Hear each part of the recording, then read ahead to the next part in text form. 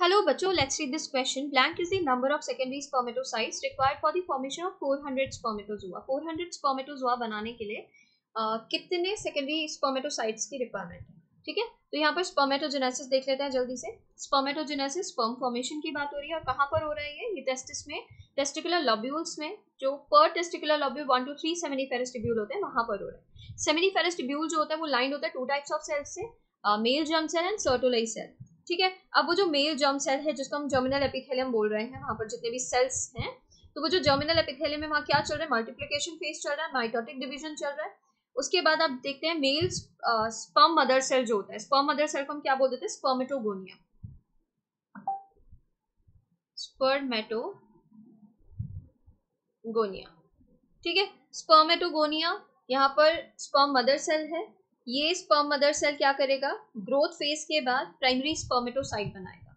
ये आपका थोड़ा ग्रोथ दिखा देता है इसमें, और ये हो जाता है प्राइमरी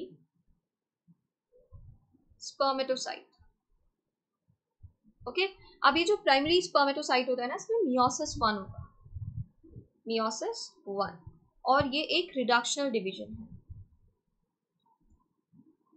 रिडक्शनल डिवीजन है. यहाँ पर आप क्या देखेंगे, अगर हम प्लॉइडी देखें, स्पर्मेटोगोनिया की प्लॉइडी क्या है, 2n. Primary spermatocytes ploidy is 2n, क्योंकि ये ग्रोथ के बाद बना है, कोई डिवीजन नहीं हुआ है यहाँ पर. अब यहाँ पर डिवीजन आ रहा है मियोसिस 1 आप देख रहे हैं, जो कि रिडक्शनल है. यहाँ पर रिडक्शनल डिवीजन के बाद जो फॉर्म होगा वो होंगे आपके सेकेंडरी स्पर्मेटोसाइट. ये आपके जो फॉर्म हुए हैं ये सेकेंडरी स्पर्मेटोसाइट. ओके, ये सेकेंडरी स्पर्मेटोसाइट की प्लॉइडी अब क्या हो जाती है, इनकी प्लॉइडी हो जाती है n. ओके, सेकेंडरी स्पर्मेटोसाइट में अब क्या होगा, मियोसिस 2, जो कि एक इक्वेशनल डिवीजन है, और इससे यहां पर आपके बनेंगे 4 स्पर्मेटिड्स.